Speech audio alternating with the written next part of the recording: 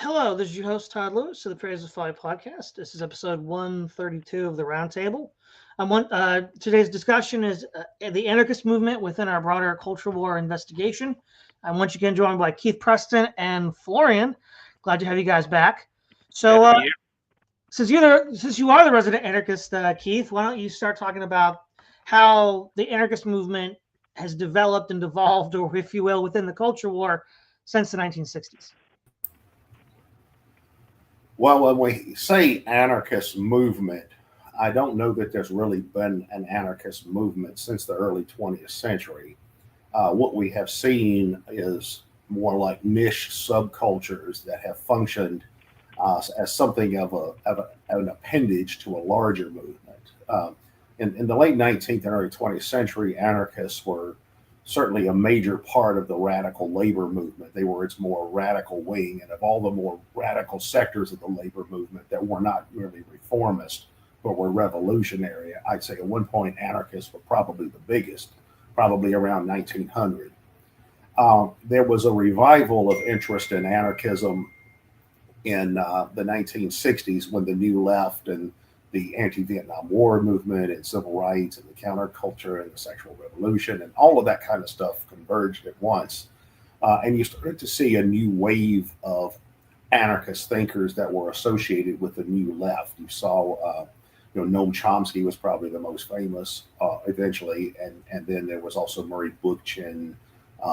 Murray Rothbard was sort of New Left adjacent at the time. Carl Hess, David Friedman, Paul Goodman, and a lot of thinkers of this type that sort of came out of the New Left milieu as it was at the time. And then that has sort of been the foundation for what anarchist movements or sub tendencies have been since then, along with the counterculture. And then you have different types of countercultures that have fed into anarchism. You obviously have the hippie culture from the 60s, but you also have the punk rock culture from the 70s and things that have developed since then. And then you have different movements that have developed in the 21st century that have been, you know, impartially influenced by anarchists, or in which anarchists have been a contingent, kind of like, you have the anti-globalization movement from around the beginning of the 21st century. And then you have the anti-Iraq war movement. You have the Occupy Wall Street. Some of this Antifa stuff is anarchist adjacent. And there's some other things like that as well. But I think, though, that anarchism in that sense is, to call it a movement is kind of a reach when it comes to defining what a movement is. I'd say it's more of a niche subculture that functions within other movements. It's something that is primarily popular with young people. If you go to a meeting of anarchists and there's somebody there over 40, they're going to be the senior citizen of the group. That's particularly true of the left-wing anarchists, which are the largest type of anarchists, maybe with anarcho-capitalist and groups like that. It's somewhat different. But certainly with the left-wing anarchist, it's very much a young person's, teenagers, 20-somethings, 30-somethings maybe. And there are certainly older anarchists, but they're less common. And when you look at the politics of these people, to the degree that there's any political seriousness at all, it's just a reflection of the wider progressive left or the left activist subculture. If you look up the websites of all of these people, it's very activism oriented, but it's always just sort of niche progressive activism. They seem to piggyback on progressive liberalism. For instance, whatever is the cause celeb activity of the day, that's where they are. Right now, I guess it would be anti-Trump. A few years ago, it was Black Lives Matter. The LGBTQ thing is an ongoing interest in those circles. And they seem to go out and help organize demonstrations and that kind of stuff. Whenever one of these cause celebs of the day comes along, and they kind of piggyback on all of that. And it's not just the anarchists who do it. The so-called Marxists do a lot of this as well. Whenever there's some newsworthy item. A lot of these Marxist groups, like the Party of Socialism and Liberation, to the degree they can be called Marxists, they go out and they try to piggyback on something, whether it's abortion or something else. And the anarchists are, notorious for this. And uh, anarchists have not really reached the point where they're able to influence the wider society in any way that generates sympathy. I mean, maybe on topical issues like here and there, but there's no growth in terms of the number of people who will self-identify as anarchists. That tends to remain fairly static over time, I think. And there are more people with that kind of viewpoint now than there was, say, 35 years ago. But it's a slow growth industry. It's what in investment circles would be called a slow growth industry, and it seems to appeal, like I said, mostly to young people in these youth subcultures, and it's sort of this kind of niche in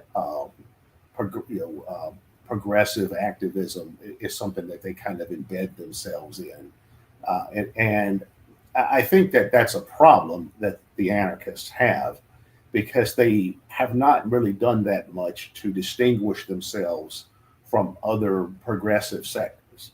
Like, for example, if you were to go to a website like anarchistnews.org or Anarchist Federation or some of these other libcom, some of these anarchist websites that contain anarchist news and information, the average person that saw that would say, well, this is just standard left-wing politics. Why shouldn't I just vote for the Democratic Party or the Labor Party or something like that? And most people would see little point to it. So I think on a more cultural and intellectual level, the anarchists haven't really distinguished themselves in any way from just the general left. It's just another left subculture. A normie looking on wouldn't even know the difference between them and the PSL or a group like that. And not that many people would care in the first place. And also, anarchists have not really devised any ways to reach out to the wider public with their ideas. For example, if you have the idea that the state is an illegitimate institution, then how are you going to persuade other people of that viewpoint? Because ultimately politics is shaped by culture and by ideas. I tend to agree with Max Weber on that. So how are you going to persuade people of the validity of your particular ideas? The state is illegitimate. Capitalism is based on labor exploitation. International relations is based on imperialism. And then even if you convince people of those ideas, how are you going to convince people why they should be anarchist as opposed to being a Marxist-Leninist or an Islamist or a fascist or some other kind of radical that might have some analogous critiques of the existing order of things? And anarchists have done a very, very poor job when it comes to this, when it comes to outreach, when it comes to what's commonly called propaganda, which is just basically marketing. Anarchists have been a miserable failure at these things, and anarchists have also not devised strategies that can help them to grow their movement and recruit larger numbers of people, and in a way that's distinctive and in a way that has any actual impact. And as long as that's the case, I think anarchists are always going to remain a kind of niche subculture. They're going to be something like the various music subcultures, to use that analogy. For example, there's enough people out there who like, say emo music or whatever the thing is, that emo bands can exist, and people can make money live streaming emo music or on their YouTube channel, or people might go to an emo music show. So there is a quote unquote market for it, but it's not going to be something that sells out Madison Square Garden or something like that. And I think anarchists have that same problem. They're more of a niche subculture, mostly oriented towards young people.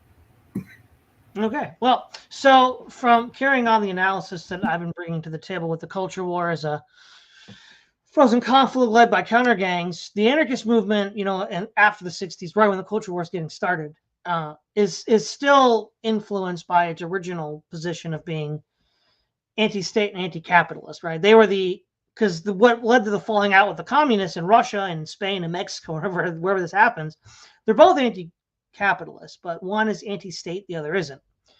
And that's what makes anarchism different than other forms of socialism, whether it's the individualist anarchists like Benjamin Tucker or regular anarchists like Kropotkin. And the idea then is, okay, well, that's what you wanted. You didn't get there. You didn't get there by a long shot. Now, studying anarchist history, there's a lot of reasons for that. But within the U.S. culture war and why it wasn't really able to make a lot of headway, I think part of it is before the culture war even starts, they kind of move away from individualist anarchism. So someone like Lysander Spooner and Tucker, I think, sound more American and less spooky and scary than, say, like Kropotkin or other far left, types which are associated with communists, or like the CNT in Spain. And so that's part of it. But they also have a habit of forming the popular fronts like they did in Spain and even in Russia during the Civil War until they were betrayed. So the broader cultural war effort to undermine the labor movement was also undermining the anarchists. And one of the things that the anarchists really went hard for was the sort of the Rainbow Brigade, right? I mean, what does any of this have to do with material conditions, the working class being, oppressed by capital? It has absolutely nothing to do with that, which is, of course, why it was seeded into the labor movement, the Democratic Party, and the American left, because it had nothing to do with fighting capitalism and was a great way to then capture them and then turn them in a direction. And, when Caleb Maupin wrote his book, Does Bread Tube Serve Imperialism? One of the guys he points at was an anarcho-syndicalist named Vash, who was suddenly pivoted out to be pro-NATO when Russia invaded Ukraine, which, he sort of took to be evidence of his theory that this was an attempt to psyop the left, in this particular case, the anarchist movement. I know you called it before, Keith, anarcho-social democracy. We've had Brenton on before to talk about his perspective on anarchism, which is like that as well. And at the end of the day, that's another way they've become irrelevant. It's like, if you want to do everything that Hillary Clinton does, but a little bit different without the state, how is that going to happen? Because she has to have the state to do all this. That doesn't really make a lot of sense to anybody who's outside of the anarchist paradigm. And ultimately, these shifts to then get anarchists to move away from any sort of classical either individualist or socialist or syndicalist position is one that's going to undermine their broader effect against capital and also against the state.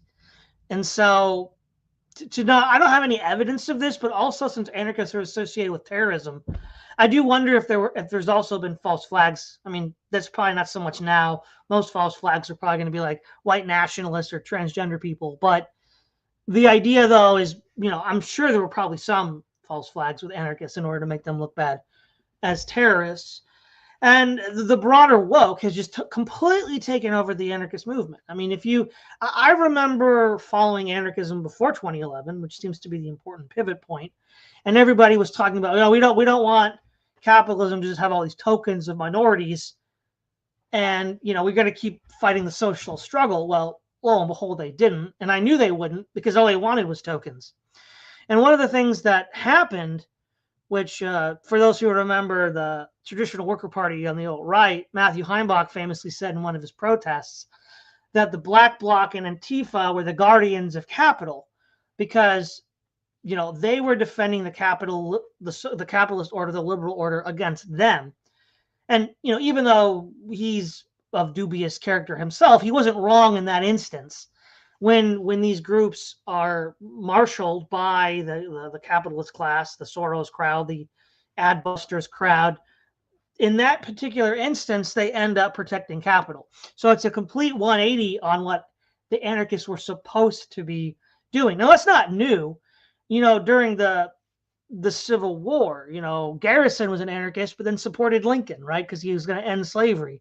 In World War I, Kropotkin supported the Tsar. Go figure, right? So, it's not without precedent, but the effort of breaking up that influence base of a sort of anti-state, anti-capital, anti-imperialist perspective can, with the anarchists, can be tied up in this broader narrative to shift it away from economics to culture.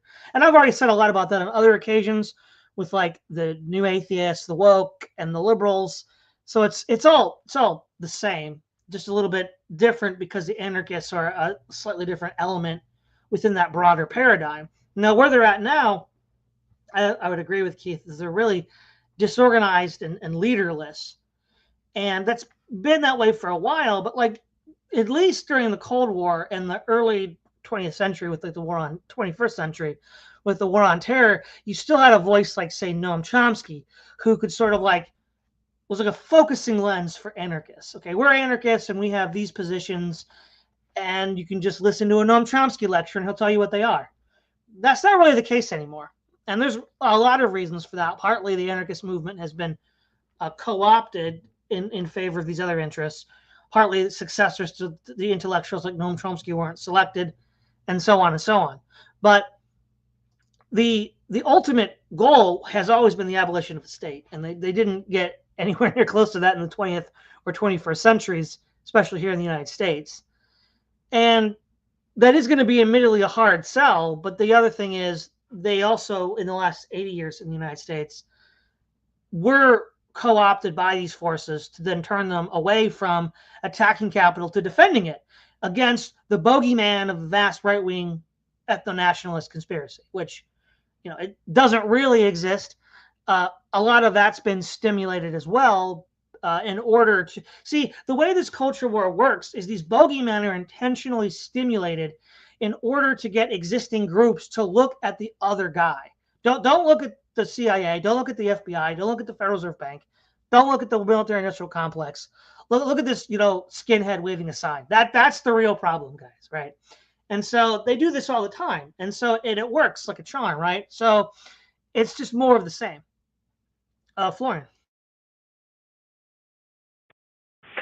Yeah, I think it's a good point that what both of you mentioned, and I think looking at anarchism, it seems to me that there's one inherent problem that anarchist societies always have, or actually two problems. One is the inability to defend themselves against centralized forces. There's so many examples of anarchist states that were alive for a couple of years, and then they were just usurped by outside forces. Like, for example, the anarchist state inside of Spain during the Spanish Civil War. Then there was, I think, an Ukrainian anarchist state during 1918 to 1921 that was eventually overrun by the Bolsheviks. And there are several examples of that. So it always strikes me that anarchists have problems defending their society. And if you have centralized powers that are much more efficient in organizing violence, then it's maybe understandable why that is. Also, that's a second problem I think that anarchist societies have. They're not really open towards, or let's say, implementing public order doesn't seem to be on their top priority, right? So that's also a problem. Also, one of the problems why only young people become anarchists, because the older people they have families, they want to have public order, and this is not what anarchist societies can necessarily give you, right? And so that may be something that could, maybe there could be something like a warrior anarchism, like something akin to the model of Sparta, where everyone in society is kind of like has a warrior spirit or is able to defend society. So that could be a more autonomous way of defending anarchist societies, right? I don't know. You guys talked to the leader of the Orania state, and I haven't yet watched the video, but he must face a similar problem because he's like a small state in a larger context of a bigger continent, a bigger nation. And I imagine South Africa is not entirely friendly to his idea of a like wide ethno state. But they must be able to defend themselves, right? So maybe you can look at some ways of getting more public order and the way to defend themselves into an anarchist state. Like, for example, anarchists usually don't like broken windows policing because they feel that's inherently oppressive, right? There's like a centralized state power via the police, and it disadvantages minorities and so on and so forth. But maybe something similar to broken windows policing could be coming from a more voluntary organization within an anarchist society, because it's true, if you don't have gravity and broken windows in your society, then your area in town becomes much more livable, and that is something that older people with family would certainly appreciate. And I don't find that in different models of anarchist societies there. Also, what Todd said, how anarchists seem to be a little bit co-opted in the culture war.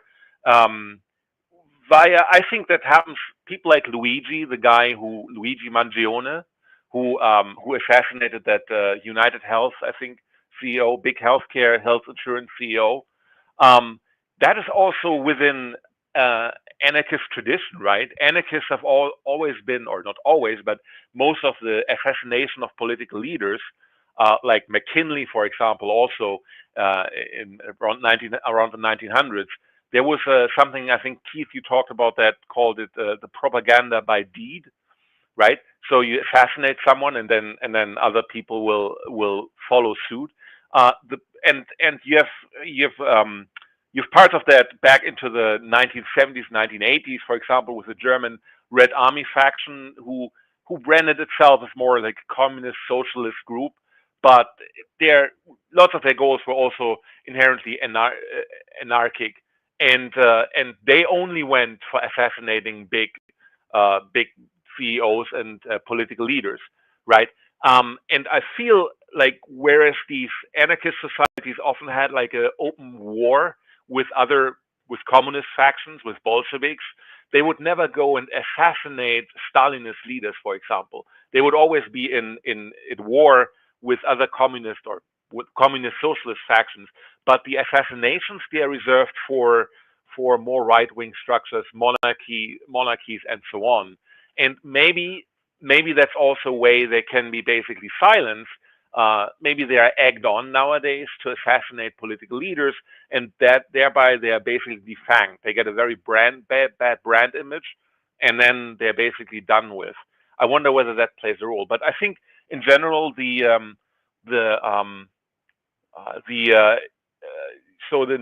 so that public order and defensive ability is not necessarily a priority of anarchist societies, and I think that's one of the biggest weaknesses.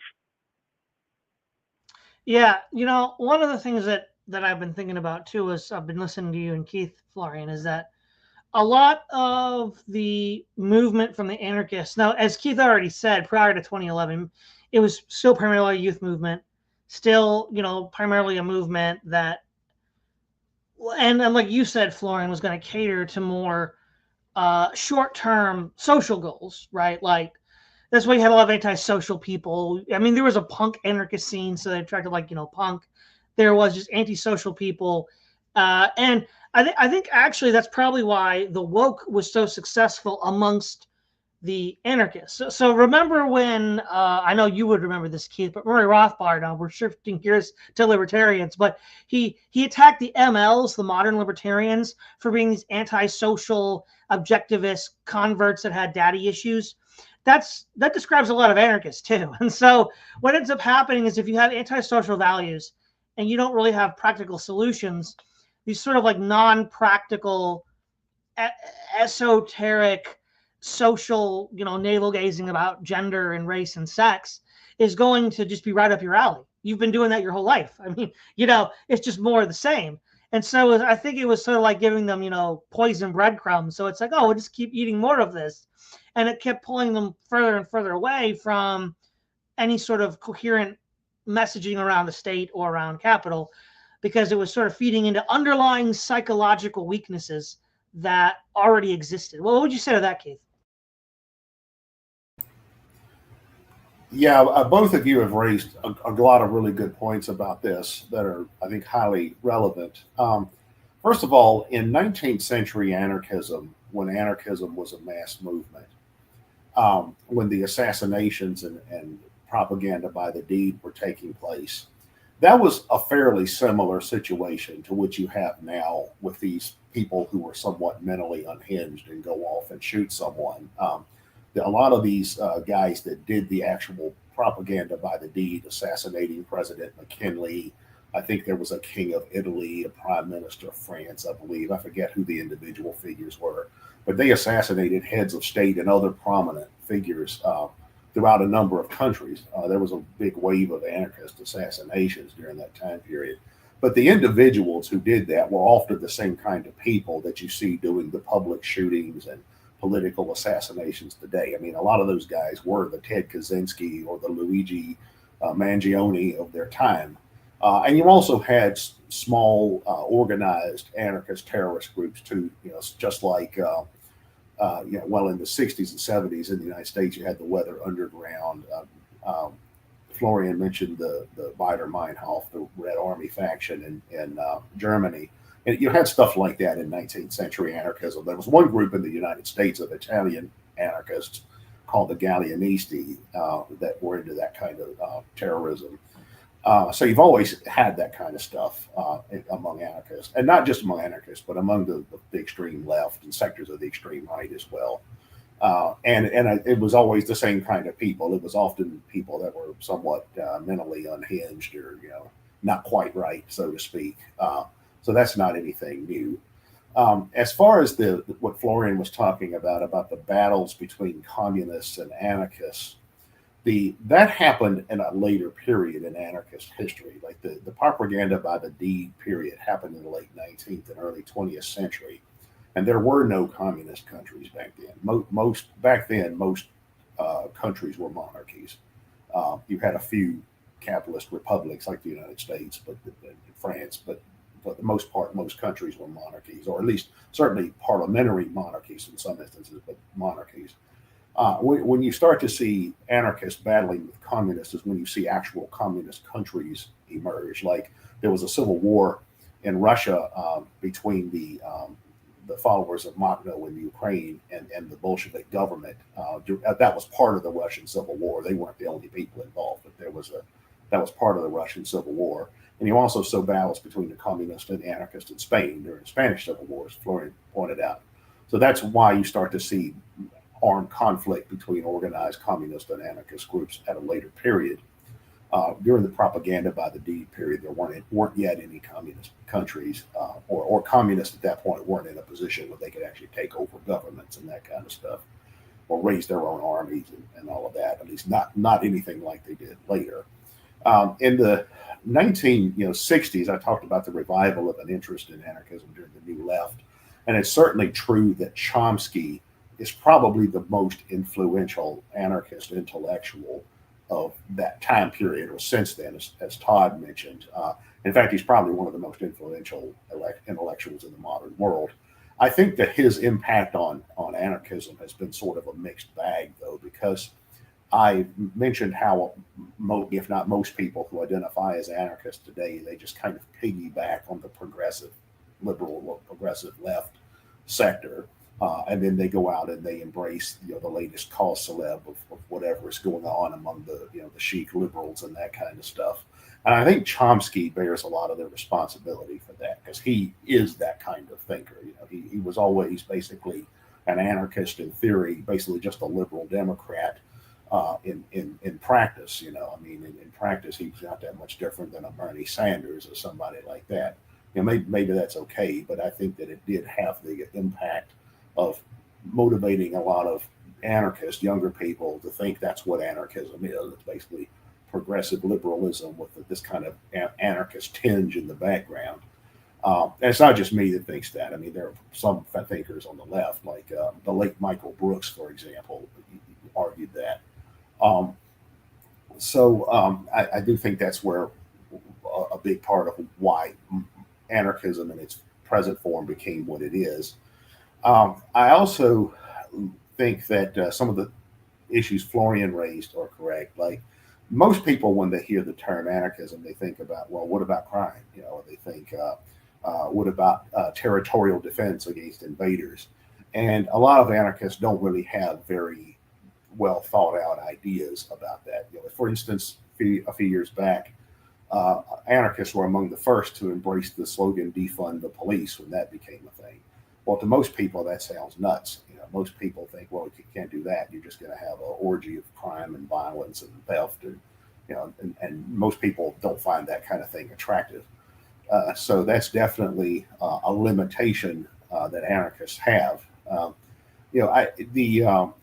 In any kind of social system, you would still have those kinds of issues. For instance, even if anarchist philosophies and ideologies and movements became hegemonic in the sense that they're the most influential set of ideas, as opposed to, say, liberals or conservatives or socialists or something like that, you would still have arguments about what to do about aggressive antisocial behavior, or commonly called crime, or what would you do about, say, children's rights, like, do children have the right to just leave their home at age 7 and do their own thing, or does parental authority have legitimate purpose? What about the possibility of territorial invaders? Things like immigration. How many newcomers can you accept at once reasonably? That kind of thing. So those issues would still exist, even if there was a presumptive bias in favor of anti-authoritarianism, anti-statism, or decentralism, or libertarianism, or something like that. The non-aggression principle, or anti-oppression principle, all these different theoretical models that different types of anarchists have. So those topics still wouldn't go away. They'd still be there. And it's true that many anarchists do not have a very well thought out plan for how they plan to deal with these kinds of topics, or certainly they don't have a plan for convincing other people of the viability of their ideas on the topic. And also you see certain theoretical contradictions, or at least tensions, in a lot of certainly modern anarchist thought. For example, a few years ago, an anarchist named Bellamy Fitzpatrick wrote an essay on what he called world domination anarchism. And he was saying, well, okay, you have anarchists who say we should have no governments at all, or radically decentralized governments and non-territorial governments, or whatever your model of anarchy is. But then you have this idea everybody should be an anarchist. So does that mean every village community, every syndicate, every free city, every commune is going to have to be anarchist? What about people who say they'd rather be socialists, or Christians, or Muslims, or Scientologists, or something else? It's are you going to say they can't do that?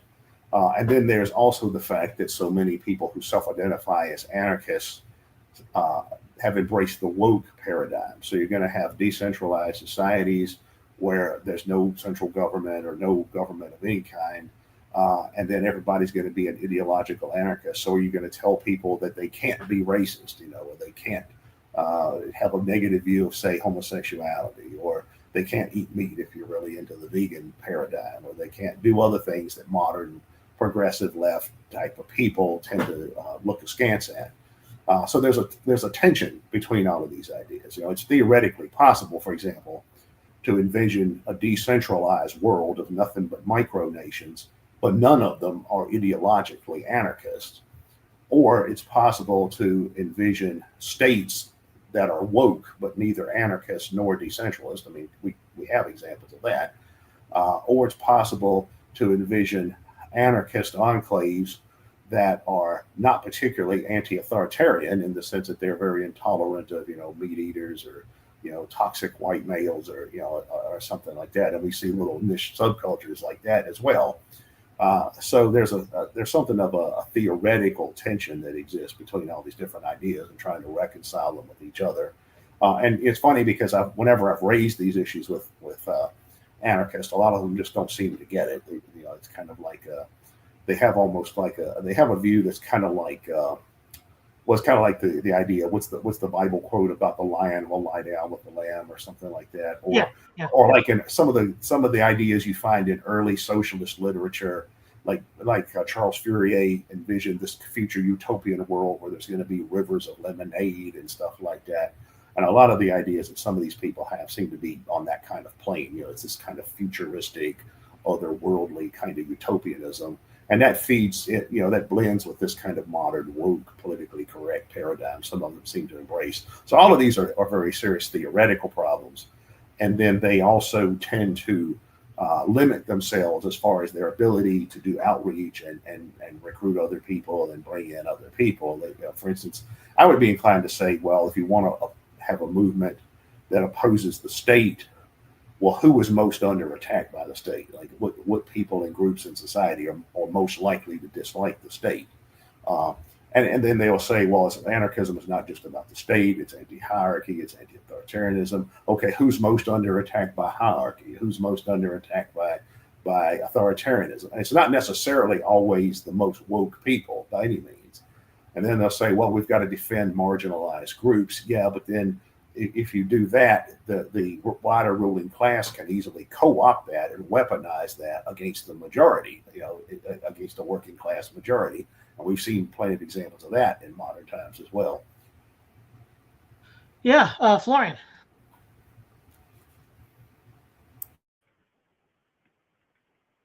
I think, can you hear me?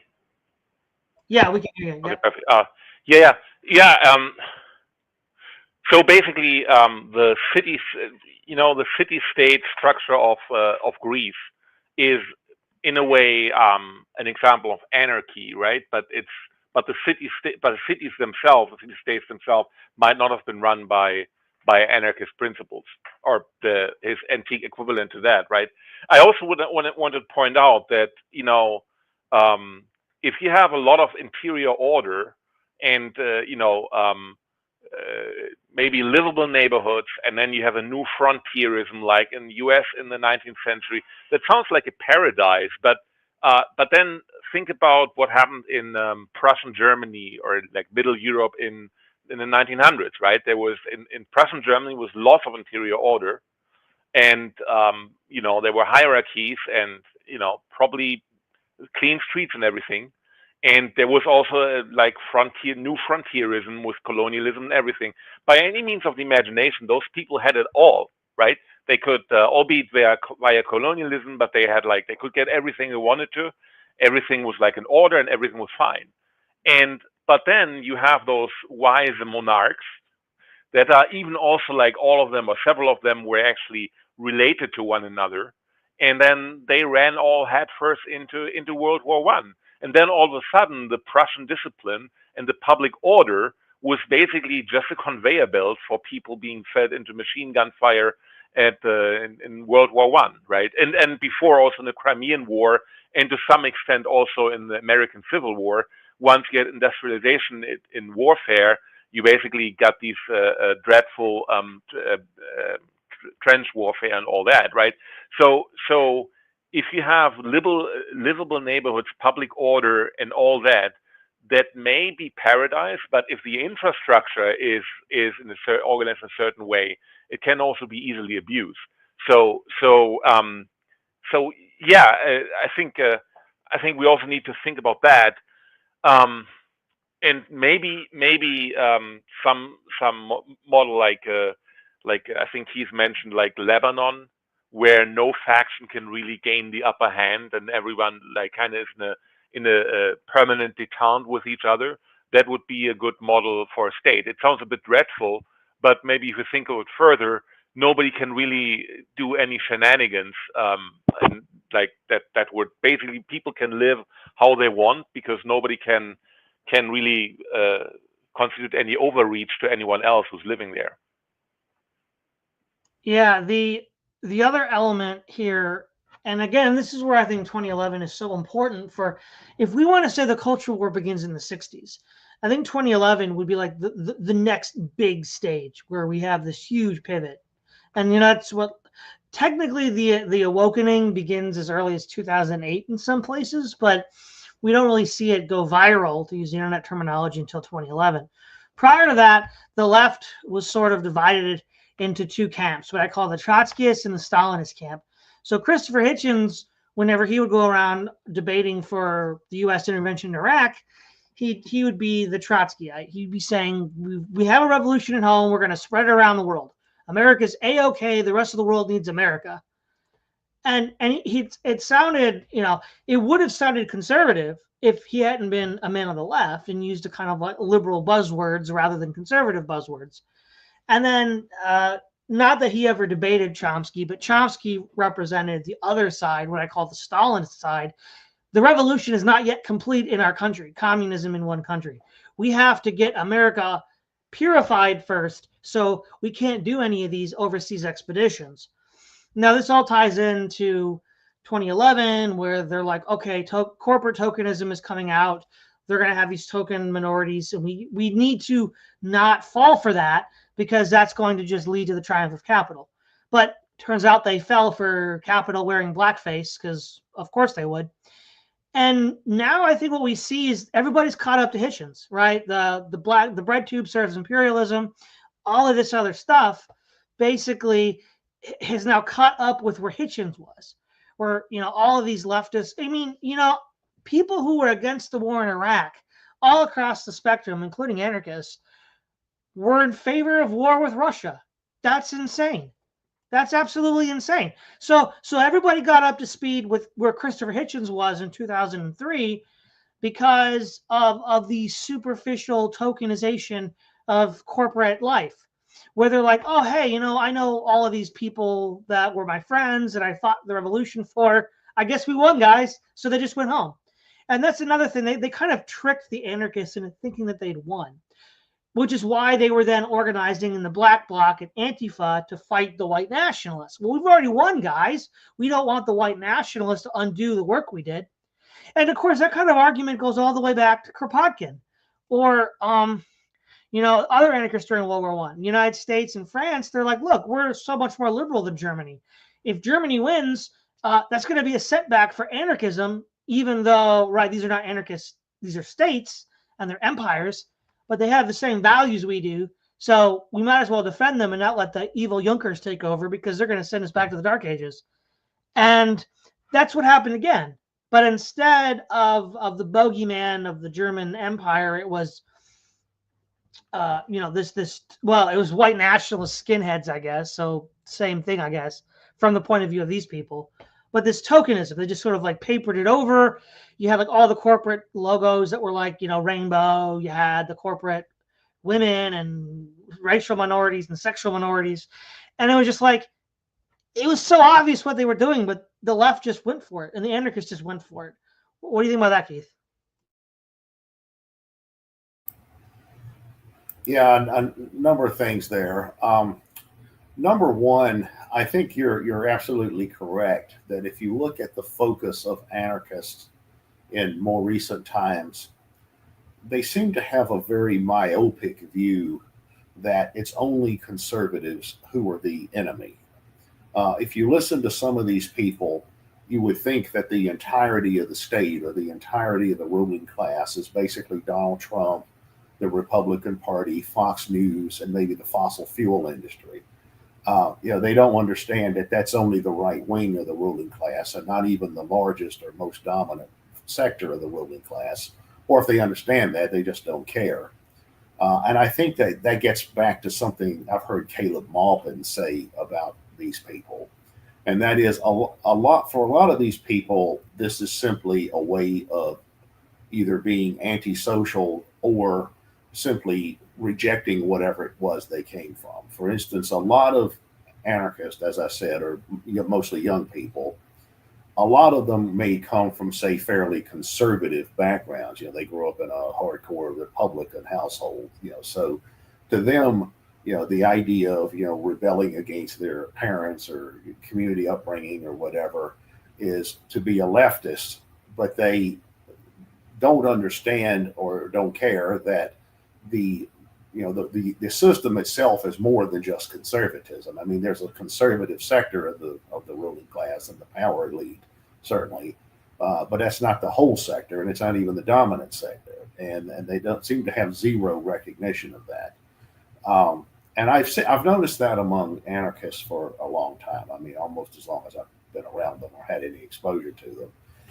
And I think it's more of a cultural thing. I think it's more of a personal thing. It's a mode of expression, and it gets to this thing that you often hear in some of these kind of boutique left circles about how the personal is political.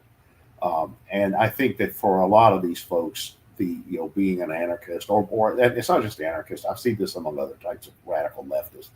Being an anarchist or being a leftist or being a radical is simply to be against your bourgeois suburbanite Republican parents or something like that. You didn't like your father or whatever, or didn't like the community you came from. Well, okay, the way you demonstrate that is to be an anarchist or something like that. So a lot of it just seems to be a lot of adolescent acting out, in a way that that is not politically relevant per se, or not politically productive. I think that's a big problem with a lot of these people. It's just the psychology of all of this. Also, it's obvious that a lot of this kind of left cultural activism has been weaponized by various ruling class sectors. In fact, I've got a book right here. Again, I mentioned Caleb Maupin a moment ago. This is a book by Caleb Maupin I'd highly recommend, Divisions in the Ruling Class, that really summarizes how this works on a basic level. And I've written about it fairly extensively myself. If you go through my archives, you can look up my writing about what I call totalitarian humanism and stuff like that.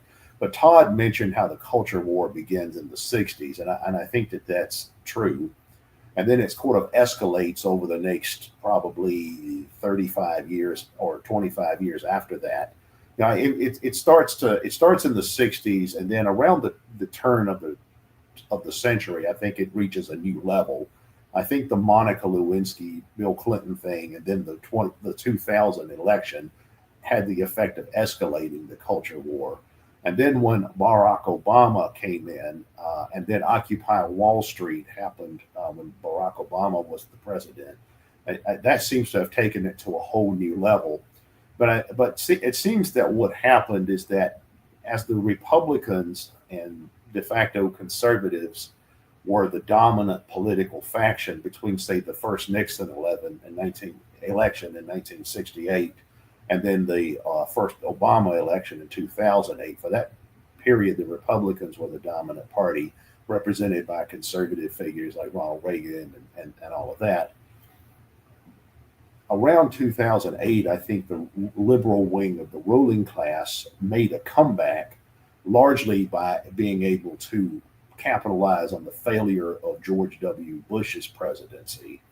And they've put out Barack Obama as their front man, and that allowed that particular wing of the ruling class to make a comeback. And then when Occupy Wall Street happened, the corporate class saw that as a means of shifting the focus of radicalism or the left away from socioeconomic questions towards cultural stuff.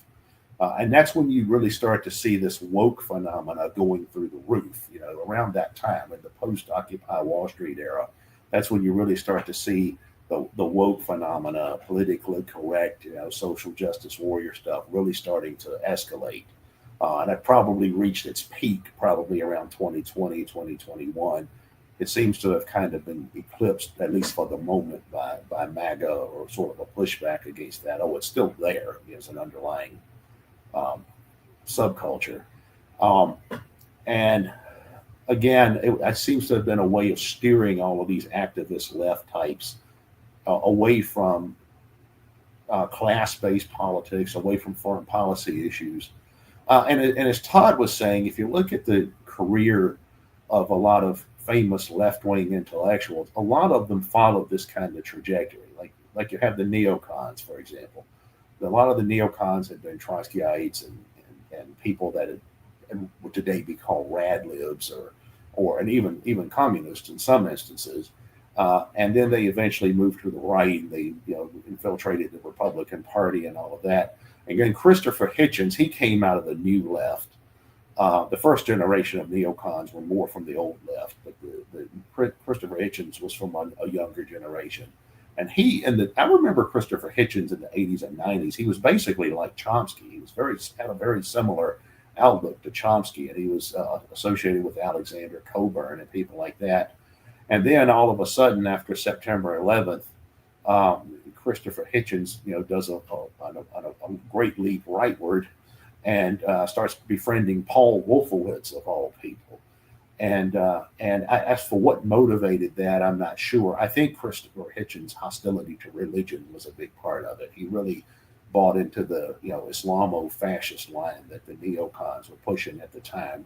Also, he viewed the war against Iraq as a war against fascism. He likened Saddam to Hitler and figures like that. So this was sort of like Trotskyite anti-fascism, anti-clericalism. I think drove a lot of that. And we've seen so much of the left go in that kind of direction. I mean, we've seen so many left-wing people now that, you see people who claim to be communists, socialists, anarchists, left libertarians, Greens, all these different radical factions. But when they talk, they sound like something from the Atlantic Council. They sound like somebody from the Council on Foreign Relations. They sound like they could be from the Brookings Institute or something. And I'm like, where did they get all this from? And I've often wondered, the students and lower medium level professional class people are fairly prevalent in these circles. And I wonder if they're just repeating what they got from the university system or from the media or something like that, because it's so far removed from what anything that to me seems to be how things actually work. I mean, there are some radical groups in the United States that I think are genuine radical groups. The Center for Political Innovation is a genuine radical group. The American Communist Party is a genuine radical group. The Party of Communists is another one that's fairly radical. Maybe the LaRouche people are fairly radical. I mean, whether you like their specific ideas or not, I think their analytical framework and the things they talk about and focus on are genuinely oppositional. And if those kinds of ideas became popular, the ruling class would genuinely fear them. But I think most of what gets passed off as anarchism or the wider radical left is just sort of a controlled opposition. It's just sort of, you folks go out and protest for the cause celeb, issue of the day. Compare, read the literature of these radical groups and compare it with what's in the Atlantic. And yeah, some of the terminology and phraseology and stuff is different, but it's the same core set of issues. Like Donald Trump is the worst thing that ever happened in the history of humanity, and Putin is the new Hitler, and we're all going to drown underwater from rising sea levels due to climate change. It's the exact same stuff. Yeah, and also too, you should compare the literature of quote unquote radicals today to radicals of 100 years ago, and you'll see a huge difference, right? So, Florian, we got. Yeah, I think the Green Party came of age in the 1980s, and there was a boost when the nuclear reactor meltdown in Chernobyl. That's when the early alternative green guys all of a sudden now got voted into different parliaments, and now they basically have a majority more or less within the German political landscape. I think in a way, the way I noticed it was just green policy became just like a canvas on which then anything gets painted, like capitalism, but like a friendly one, right? So the Atlantic Council and all the transatlanticists, they paint on a canvas of being nice to the environment, which is complete hollow and bogus and hyperbolic.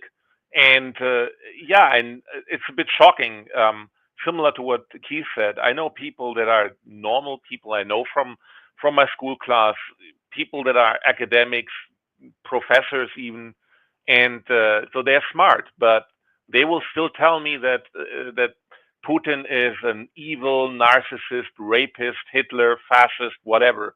Like anything, any if you could put into one person, that's Putin, and Trump, of course, also, right? That's what they tell me, and I can't really take something like that serious. But they are convinced that they are right, and I think the culture war, and we talked about that before, but I think Obama was the first.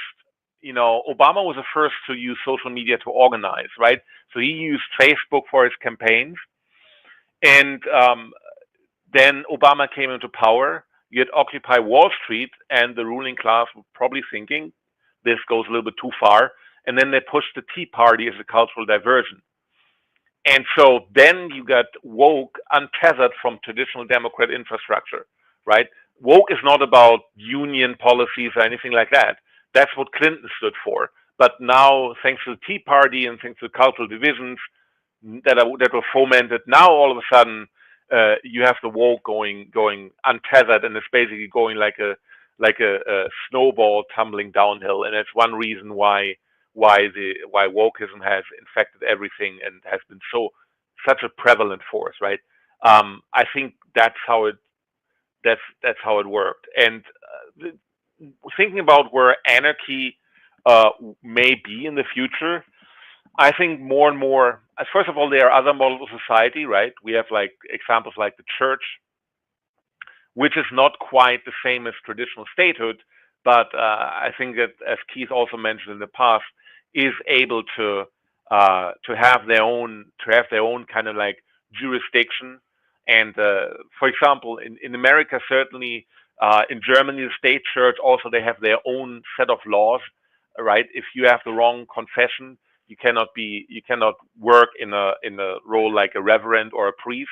Sure, if you're Muslim, you can't become a preacher for a Protestant church. But also, if you were just working on a very much like bureaucratic function, and there was a case in Germany where someone stepped out of the church or didn't have a Protestant confession, and all of a sudden she was not hired for a bureaucratic position anymore. And in the past, the church in Germany was able to do that. So they had their own jurisdiction, and that has been overruled by the European Court of Law now. But the church is basically one example of a parallel institution that's not really tethered to statehood. And so it's possible that you have people, even now, people get more and more sovereign, and they use the internet to organize in anonymous fashion. They have Bitcoin and other cryptocurrencies to trade in anonymous fashion, and may just well be, as they pointed out, in the sovereign individual, that people in the future will just be able to do their own thing without the state being able to interfere, or the state, if they want to interfere with people or interact with people, they need to offer something. They can't take from people, need to offer some benefits to them. So instead of taxation, there's going to be the state as some kind of like some kind of other company. Just you can buy something from them, but they will not force you to pay taxes. And so that could be a boon for anarchism as well, right? Because the state cannot interfere with you, because you can basically extract yourself from the state. And so that may well be the future of anarchism, and that would actually be some good news. All right. To sort of move into the final thoughts here, I think that in this case, anarchism just needs to go back to its roots, right? Because they keep on adding things to the list. And, the first item on the list, abolish the state, still hasn't been accomplished yet. So I think for them, that's the real problem. This is what Logos and I discussed a couple of weeks ago about diseconomies of scope. For any organization that keeps adding elements to its, goal list, it becomes more diluted and unable to achieve any of its goals. And also, they need to just stop defending, the military-industrial complex against, the one skinhead waving a sign. That's just stupid. So just stop that, okay? That's just stupid. Final thoughts, Keith. I think the biggest question for anarchists in the 21st century would be something like this.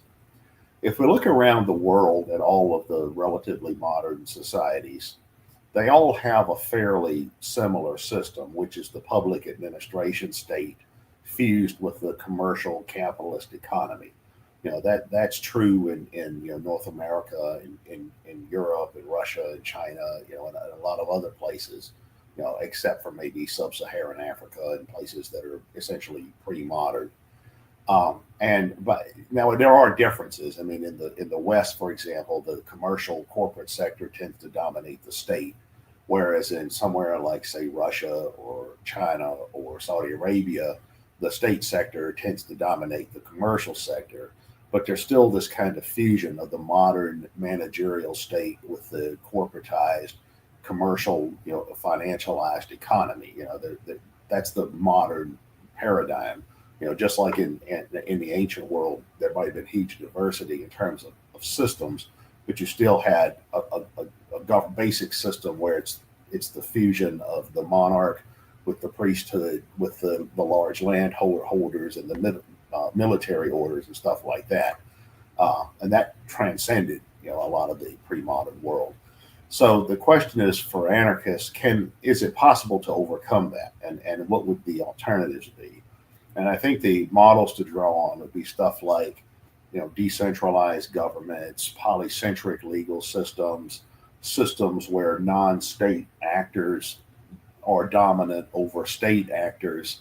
And there's all kinds of prototypes for that. I mean, in the Middle Ages, for example, you saw a lot of polycentric systems where no one institution really had a monopoly on power, like the church had to coexist with the merchants, who had to coexist with the nobility, who had to coexist with royalty and all of that. Like the Holy Roman Empire was kind of a system like that. Or Florian mentioned Greece, where it's basically this agglomeration of thousands of cities without any real overarching government. They did have a common language and religion, but they didn't really have an overarching governmental system, except at the local level.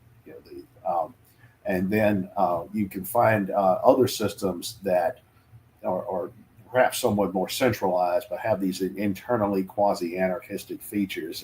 For instance, shogunate Japan at one point, I guess you could call it polycentric centralism, because you had about 4 or 5 different groups claiming to all be the central government at the same time. And then you also had in the Ottoman system, you had these Malay systems where you had these autonomous, kind of like autonomous zones for the different religious minorities. And we can go throughout history and dig up all kinds of obscure examples of this kind of stuff. So there's a question of to what degree anarchists and similar others can grow and expand and implement their ideas in modern systems. Earlier today, one of my Facebook friends was talking about, well, we could have an anarchy of, Orania-like settlements, like the one in South Africa that we interviewed the leader of that group a while back, or like the Amish farming communities, or like anarchist communes, like this one not far from me called Twin Oaks. And there could be more of that stuff. I mean, theoretically, that kind of stuff could grow to the point where it's almost dominant as a model of social organization. But I think that that's really probably the most viable model of anarchism, if there's going to be one. All right, Florian, you get the last word. Oh yeah, I feel kind of like we're talking about the anarchists as the last part of the culture war. It seems like not only is this putting sort of like the end or the final piece of our series, I also feel that the culture war has basically died down a little bit. Maybe that's just my impression, but all these all the vile and the aggressiveness with which it was conducted, I don't see that anymore. Maybe people are just tired also. I mean, something like BLM in 2020 was a big thing back then, defund the police. I don't feel people are really up for it anymore. Like Luigi Mangione could have other effects. Other could have like propaganda by deed effects. But I even find that people are not really. People are tired of that, right? People have lost the energy, and it's kind of like the culture war seems to fizzle a little bit out. In that sense, that's a good way of looking forward to a new future, because we're starting from a more of a more peaceful status, and so I have an optimistic outlook in the future. And I think what Keith mentioned with smaller communities that become the dominant way society is organized, that's not a bad idea. In a way, that's a little bit like what America was supposed to be in the beginning, no? So I'm looking forward with more hope than dread. Let's say it like this. All right. Well, thank you, Keith. Thank you, Florian. It's Todd Lewis, the Praise of Fight podcast, signing off.